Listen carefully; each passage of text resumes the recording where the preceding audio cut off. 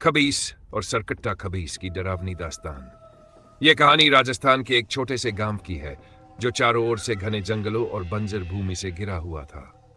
गांव का नाम था भानगढ़। वहां के लोग बहुत मेहनती थे, लेकिन एक बात ने पूरे गांव को खौफ में डाल रखा था। खबीस और सरकट्टा खबीस। खबीस एक ऐसा राक्षस माना जाता था जो रात को लोगों की आत्माएं चुरा कर उन्हें जीवित लाश बना देता था। लेकिन सरकट्टा खबीस उससे भी खतरनाक था, जिसका सिर धड़ से अलग था। वह अपने सिर को एक हाथ में पकड़े घूमता और जिसे भी देखता उसकी मौत निश्चित थी। इस कहानी की शुरुआत एक ऐसी रात से होती है जब गांव के चारों ओर अजीब सी घटनाएं होने लगी। गांव का खौफनाक अतीत। भानगढ़ गांव का इतिहास भयानक था। वर्षों पहले यहां एक तांत्रिक ने तंत्र मंत्र के जरिए खबीस को बुलाया था, लेकिन उसकी शक्तियों के आगे वह खुद ही हार गया। खबीस ने पूरे गांव को अपने चंगुल में फंसा लिया था। गांव वालों ने तांत्रिक को मार दिया, लेकिन तब तक बहुत देर हो चुकी थी। खबीस की आत्मा ने सरकट्टा खबीस के रूप में जन्म लिया, जिसका धड़ और सिर अलग अलग हो गए थे। कहते हैं कि तब से खबीस और सरकट्टा खबीस इस गांव के जंगलों में रहते थे, और जो भी रात में उनके इलाके में जाता कभी लौटकर नहीं आता। कहानी की शुरुआत गांव में एक लड़का था जिसका नाम माधव था। माधव के पिता एक किसान थे, लेकिन कुछ दिनों पहले ही वे खेत से लौटते समय गायब हो गए थे। गांव वालों ने कहा कि उन्हें सरकट्टा खबीस ने पकड़ लिया होगा, क्योंकि रात के समय वे खेत में काम कर रहे थे। माधव को यह बात समझ में नहीं आई। उसने सोचा, मैं अपने पिता को नहीं छोड़ सकता, मुझे यह पता लगाना ही होगा कि आखिर क्या हुआ था। एक रात जब पूरा गांव सो रहा था, माधव अपने पिता की खोज में जंगल की ओर निकल पड़ा। वह जानता था कि यह काम खतरनाक है, लेकिन अपने पिता के लिए वह कुछ भी कर सकता था। जैसे ही वह जंगल के भीतर घुसा, उसे अजीब सी आवाजें सुनाई देने लगी। पेड़ों के पीछे से अंधेरे में कुछ चमकता दिखाई दिया।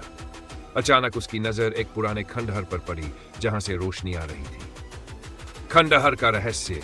माधव जैसे ही खंडहर के पास पहुंचा, उसे अंदर से कुछ आवाजें सुनाई दी। वह दीवार के पीछे छिपकर देखने लगा। वहां एक बूढ़ा आदमी बैठा था, जिसके चारों ओर अजीब सी आकृतियां घूम रही थीं। वह आदमी कोई तांत्रिक था जो सरकट्टा खबीस को बुलाने की कोशिश कर रहा था। माधव को यह देखकर घबराहट हुई, लेकिन वह चुपचाप देखता रहा। तांत्रिक कुछ मंत्र पढ़ने लगा और अचानक खंडहर के एक कोने से धुआं उठने लगा। उसी धुएं से एक विशाल काया प्रकट हुई। यह खबीस था। उसकी आंखें चमक रही थी और उसकी उपस्थिति से हवा में भय फैल गया।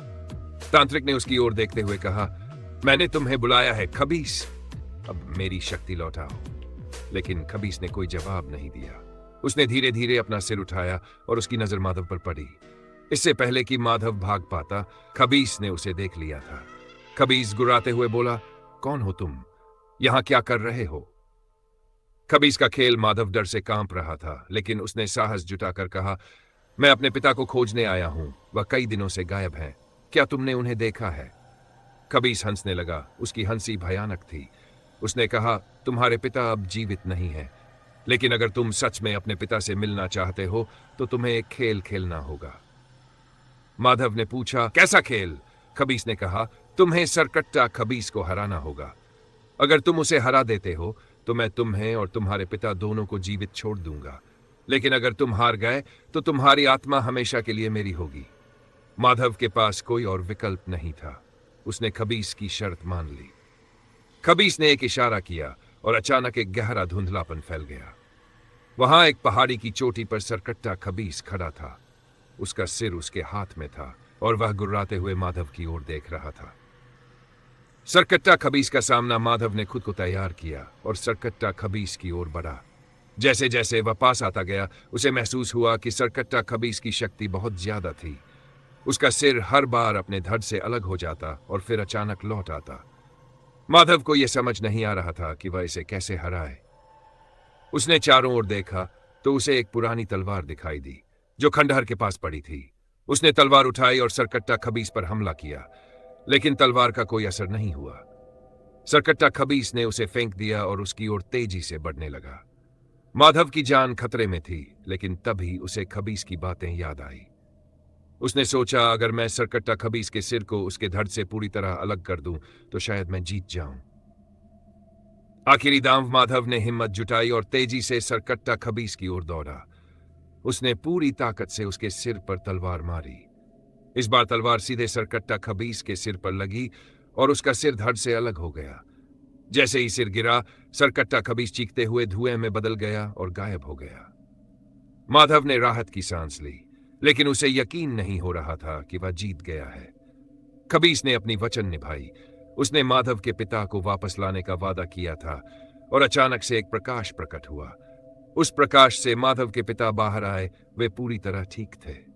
चौंकाने वाला मोड़, माधव और उसके पिता खंडहर से बाहर आ गए, लेकिन तभी खंडहर के दरवाजे पर खबीस प्रकट हुआ।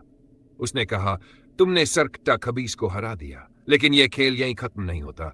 तुम्हें अब एक और खतरनाक काम करना होगा। माधव ने घबराकर पूछा, अब क्या?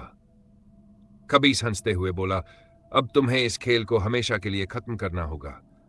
माधव और उसके पिता ने देखा कि खबीस के हाथ में एक पुरानी किताब थी। वह थी जिसे तांत्रिक ने खबीस को बुलाया था। खबीस ने कहा, इस किताब को जलाकर तुम मेरे अस्तित्व को समाप्त कर सकते हो, लेकिन यह काम आसान नहीं होगा।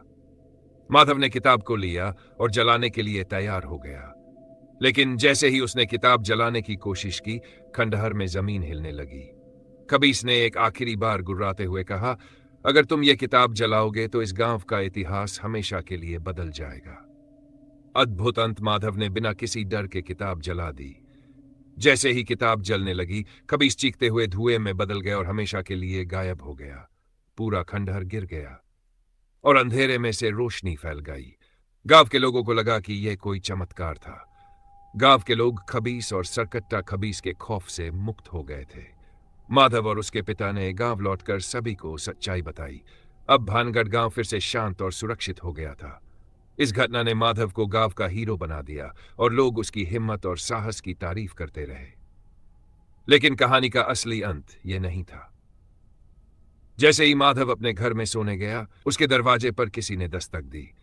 जब उसने दरवाजा खोला तो सामने वही तांत्रिक खड़ा था। उसने धीमे स्वर में कहा, खेल अभी खत्म नहीं हुआ है।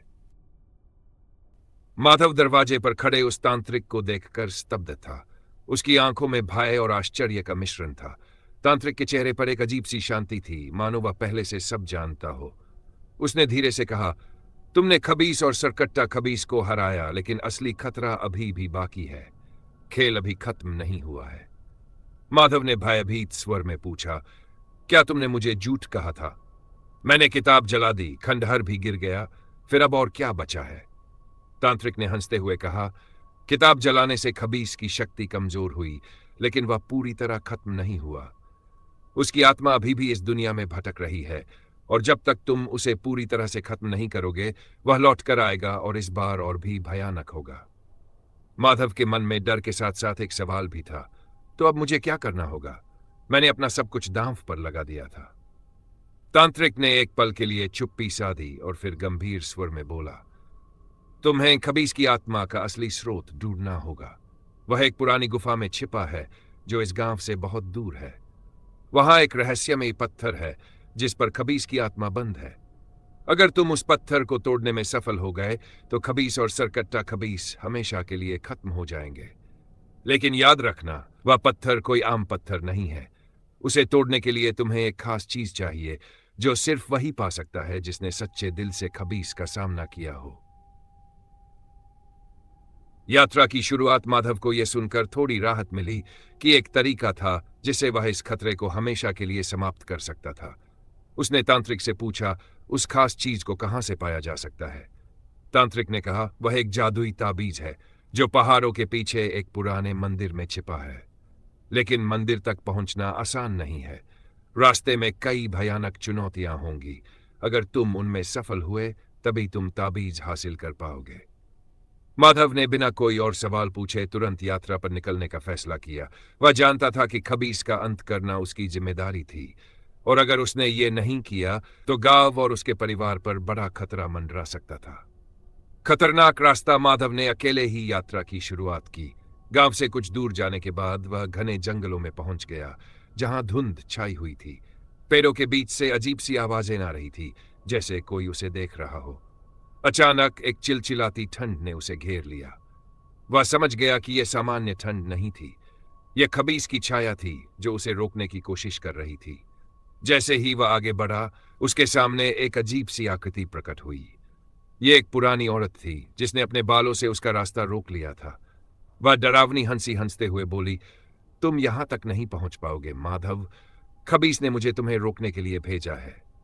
माधव ने उसकी आंखों में देखा और उसके चेहरे पर हिम्मत का भाव झलकने लगा। उसने सोचा, मैं डरने नहीं वाला। उसने अपने पास की लकड़ी उठाई और तेजी से उस चुड़ैल की ओर बढ़ा। जैसे ही उसने वार किया, चुड़ैल धुएं में बदलकर गायब हो गई।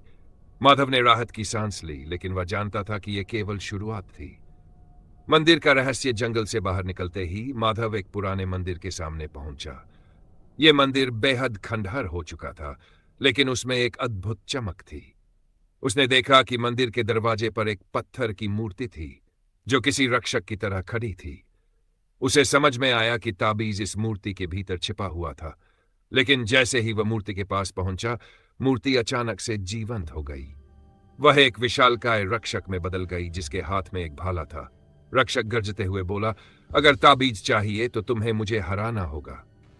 माधव को समझ आ गया कि यह आखिरी चुनौती थी। उसने हिम्मत दिखाई और अपने आसपास के पत्थरों से उस पर हमला किया। रक्षक बहुत मजबूत था, लेकिन माधव की चालाकी के आगे वह ज्यादा देर नहीं टिक पाया। उसने एक सही मौका देखकर रक्षक पर वार किया और रक्षक जमीन पर गिर पड़ा।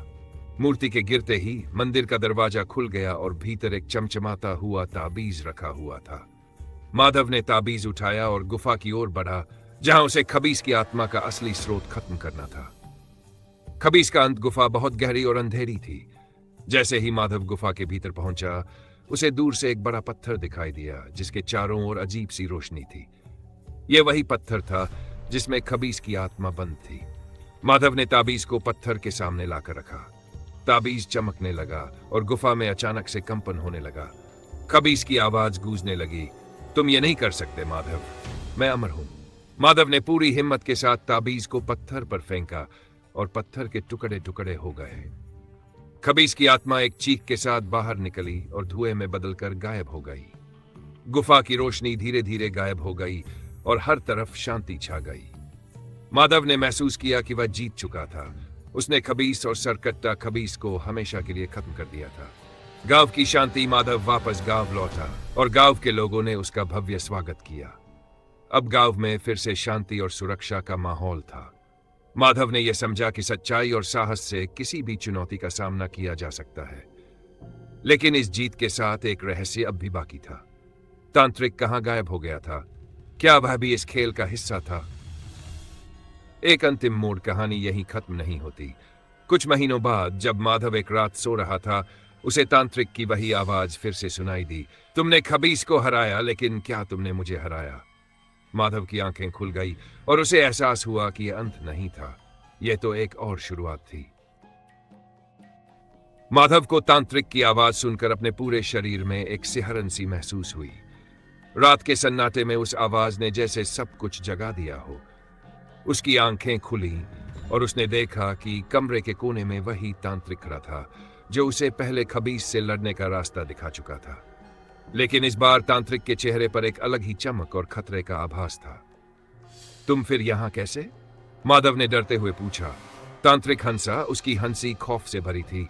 तुमने सच में यह सोचा कि खबीस और सरकट्टा खबीस का खेल खत्म हो गया? यह तो बस शुरुआत थी। मैं केवल उनका मार्गदर्शक था। असली खेल मेरा है। माधव को अब समझ में आ रहा था कि तांत्रिक के इरादे कभी अच्छे नहीं थे। वह खुद भी एक खतरनाक शक्ति का मालिक था जो खबीस और सरकट्टा खबीस को अपने काबू में रखना चाहता था। तांत्रिक ने आगे कहा, तुमने खबीस को हराकर उसकी आत्मा को खत्म नहीं किया, बल्कि उसे मेरे लिए और भी शक्तिशाली बना दिया। अब मैं उसकी पूरी शक्ति को अपने अंदर समेटने जा रहा हूं और इस गांव पर शासन करूंगा। माधव ने साहस जुटाया और कहा, तुम जो भी हो, मैं तुम्हें अपने गांव को बर्बाद नहीं करने दूंगा। तांत्रिक की आंखें लाल हो गई और उसने अपनी शक्ति का प्रदर्शन करते हुए हवा में एक बड़ा धुआं उठा दिया। उसी धुएं से सरकट्टा खबीस की आत्मा फिर से प्रकट हुई, इस बार पहले से कहीं ज्यादा खतरनाक और शक्तिशाली। उसकी गुर्राहट पूरे घर में गूंजने लगी और माधव को महसूस हुआ कि उसकी मुसीबत अब और भी बढ़ चुकी थी। आखिरी चुनौती। तांत्रिक ने एक मंत्र पढ़ते हुए कहा, तुम्हें एक आखिरी चुनौती का सामना करना होगा माधव। अगर तुम इस बार हार गए तो न सिर्फ तुम्हारी आत्मा मेरी होगी, बल्कि पूरा गांव भी बर्बाद हो जाएगा। माधव ने तुरंत अपने पास रखे ताबीज को उठाया, जिसे उसने पहले खबीस को हराने के लिए इस्तेमाल किया था। लेकिन जैसे ही उसने ताबीज उठाया, सरकट्टा खबीस की चीख से वह टूटकर बिखर गया। अब उसके पास कोई जादुई शक्ति नहीं थी जिसे वह तांत्रिक या सरकट्टा खबीस का सामना कर सके। अब तुम बिल्कुल असहाय हो, तांत्रिक ने कहा। तुम्हारे पास कोई शक्ति नहीं है, कोई ताबीज नहीं है। अब इस गांव को मुझसे कोई नहीं बचा सकता। माधव के दिल में डर जरूर था, लेकिन साथ ही उसके भीतर एक अजीब सा साहस भी था। उसने महसूस किया कि यह लड़ाई अब सिर्फ जादू या मंत्रों की नहीं थी, बल्कि उसके अपने दृढ़ संकल्प की परीक्षा थी। उसने सोचा कि खबीस और सरकट्टा खबीस की आत्माओं को परास्त करने का असली तरीका उनकी बुराई का सामना करना था, लेकिन इस बार उसकी अच्छाई और साहस के जरिए। भीतर की शक्ति माधव ने गहरी सांस ली और अपने भीतर की शक्ति को जगाने की कोशिश की। उसने अपनी आंखें बंद की और सोचा कि उसे डर के आगे झुकने की जरूरत नहीं है।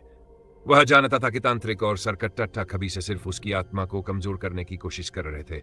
उसने अपने अंदर की हिम्मत और दृढ़ संकल्प को महसूस किया और उसे इस भयानक शक्ति के खिलाफ खड़ा किया। माधव की आंखें खुली और उसने तांत्रिक की ओर देखा। तुम्हें लगता है कि मेरे पास कोई शक्ति नहीं है, लेकिन तुम गलत हो। सबसे बड़ी शक्ति मेरे भीतर है, सच्चाई और अच्छाई की शक्ति। तांत्रिक उसकी इस बात पर हंसा, लेकिन जैसे ही माधव ने आगे कदम बढ़ाया, उसकी हंसी धीमी पड़ने लगी।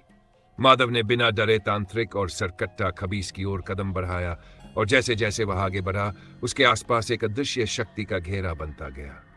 उसकी नजरों में आत्मविश्वास था, और उसके हर कदम के साथ तांत्रिक पीछे हटने लगा। सच्चाई की जीत। तांत्रिक ने एक आखिरी बार अपनी शक्ति का प्रयोग करने की कोशिश की, लेकिन माधव के साहस के आगे उसकी सारी चालें बेकार हो गई। जैसे ही माधव ने अपने हाथ को उठाया, तांत्रिक और सरकट्टा खबीस दोनों एक भयानक चीख के साथ गायब हो गए। उनकी आत्माएं धुएं में बदलकर हवा में विलीन हो गईं। पूरा गांव अचानक से शांत हो गया। आसमान में छाए काले बादल भी गायब हो गए और गांव में एक नई रोशनी फैल गई। माधव ने महसूस किया कि उसने केवल खबीस और सरकट्टा खबीस को ही नहीं, बल्कि तांत्रिक की बुराई को भी हमेशा के लिए खत्म कर दिया था।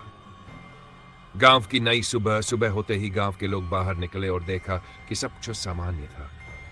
कोई भी अब खबीस या तांत्रिक की बुराई से डरने की जरूरत नहीं थी। माधव गांव का हीरो बन चुका था, लेकिन उसने यह भी समझ लिया था कि सच्ची शक्ति जादू में नहीं, बल्कि इंसान के साहस और सच्चाई में होती है। गांव के बुजुर्गों ने उसे सम्मानित किया और कहा, तुमने न सिर्फ हमारे गांव को बचाया है, बल्कि हमें यह भी सिखाया है कि अगर हम अपने भीतर की शक्ति को पहचानें तो किसी भी बुराई का सामना कर सकते हैं। आखिरी रहस्य कहानी खत्म होती हुई लग रही थी, लेकिन एक रात माधव ने सपना देखा। सपने में वह उसी तांत्रिक की आवाज सुन रहा था जो कह रहा था, तुमने मुझे हराया, लेकिन याद रखना, बुराई कभी पूरी तरह से खत्म नहीं होती। वह हमेशा किसी न किसी रूप में लौट कर आती है। माधव की आंखें खुली और वह जान गया कि इस दुनिया में अच्छाई और बुराई का संघर्ष कभी खत्म नहीं होता। लेकिन इस बार वह तैयार था, क्योंकि उसने सच्चाई और साहस की शक्ति को समझ लिया था। माधव खबीस और सरकट्टा खबीस से सफलतापूर्वक बच निकला था, लेकिन उसके मन में अब भी एक अजीब सी बेचैनी थी। उसे लगातार ऐसा महसूस हो रहा था कि यह अंत नहीं था। गांव में लौटने के बाद सब कुछ सामान्य हो गया था, परंतु माधव के सपनों में बार बार वही डरावने दृश्य आ रहे थे। खबीस की डरावनी चीखें और सरकट्टा खबीस का कटा हुआ सिर जो हवा में उड़ता हुआ उसका पीछा कर रहा था। रातें भयावह हो चुकी थी। वह जितना इन सपनों से बचने की कोशिश करता, उतना ही उनके जाल में फंसता जा रहा था। एक रात जब माधव ने थक हार कर सोने की कोशिश की, उसने एक और अजीब सपना देखा। इस बार सपना और भी स्पष्ट था। उसने देखा कि वह उसी खंडहर में खड़ा है जहां उसने खबीस का सामना किया था। खंडहर के बीच में एक दरवाजा दिखाई दिया जो पहले कभी नहीं था। दरवाजे के ऊपर खून से लिखी हुई भाषा में कुछ लिखा था जिसे माधव नहीं पढ़ सका। दरवाजे के अंदर से सरकट्टा खबीस की गुर्राहट सुनाई दी जो धीमी होती जा रही थी। गांव के बड़े बुजुर्गों से परामर्श।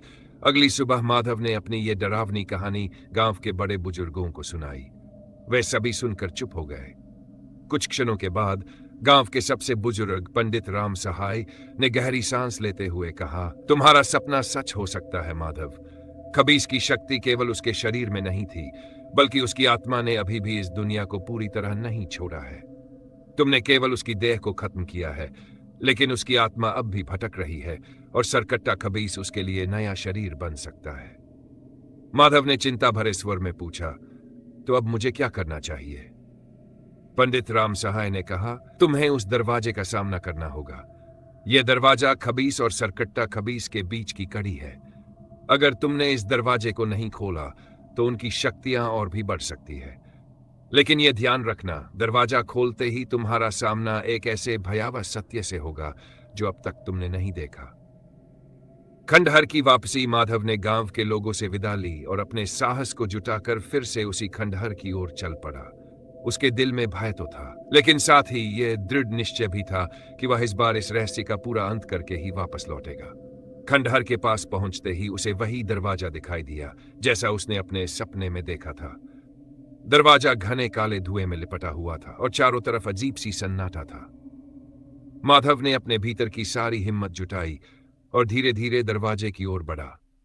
जैसे ही उसने दरवाजे को छुआ, दरवाजा अपने आप खुल गया और वह अंदर खिंचता चला गया।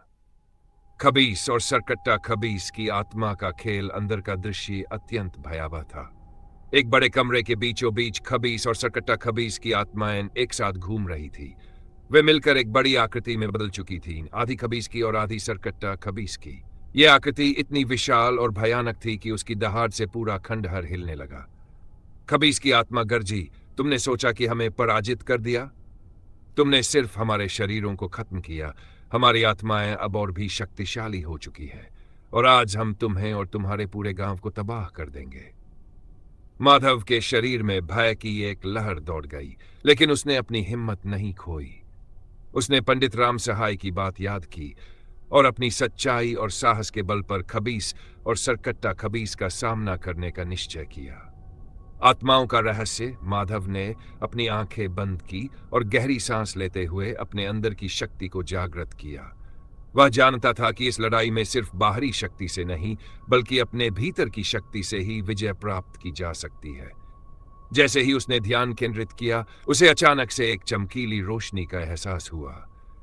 उस रोशनी के बीच में उसने एक पुरानी किताब देखी जिसे उसने पहले जलाया था, लेकिन अब वह किताब फिर से उसके सामने थी और इस बार उसे समझ में आया कि उस किताब में छिपी शक्ति खबीस और सरकट्टा खबीस की आत्माओं को वश में कर सकती है। उसने तेजी से किताब खोली और उसमें लिखे मंत्रों को जोर से पढ़ना शुरू किया। खबीस और सरकट्टा खबीस की आत्माएं चीखने लगीं, उनके शरीर हवा में लहराने लगे। जैसे जैसे माधव मंत्र पढ़ता गया, उनकी शक्ति कमजोर होने लगी। आत्माएं धीरे धीरे टूटकर हवा में बिखरने लगीं। अंतिम मोड़, लेकिन तभी खबीस की आत्मा ने अपनी आखिरी चाल चल दी। वह माधव के सामने एक डरावने रूप में प्रकट हुई और बोली, अगर तुमने हमें पूरी तरह खत्म किया तो तुम भी कभी इस खंडहर से बाहर नहीं जा पाओगे। यह तुम्हारा अंतिम समय होगा। माधव ने एक पल के लिए सोचा, लेकिन फिर उसने दृढ़ संकल्प से कहा, अगर ये गांव और मेरे लोग सुरक्षित रहते हैं तो मैं अपने जीवन की परवाह नहीं करता। उसने आखिरी मंत्र पढ़ा और खबीस और सरकट्टा खबीस की आत्माएं पूरी तरह से गायब हो गई। गांव में शांति। माधव खंडहर से बाहर निकला और जैसे ही वह गांव पहुंचा, उसे लगा कि वह एक नई दुनिया में वापस आ गया है। खंडहर की भयानक यादें अब सिर्फ एक सपना थीं। गांव में शांति फैल चुकी थी और सभी लोगों ने उसका अभिनंदन किया। पंडित राम सहाय ने उसे गले लगाया और कहा, तुमने सिर्फ खबीस और सरकट्टा खबीस को ही नहीं, बल्कि इस गांव पर मंडरा रहे सभी खतरों को हमेशा के लिए खत्म कर दिया है। माधव ने मन ही मन सोचा कि सच्चाई और साहस की शक्ति किसी भी बुराई से बड़ी होती है। खबीस और सरकट्टा खबीस की दास्तान अब हमेशा के लिए खत्म हो चुकी थी और गांव में फिर से शांति और समृद्धि लौट आई।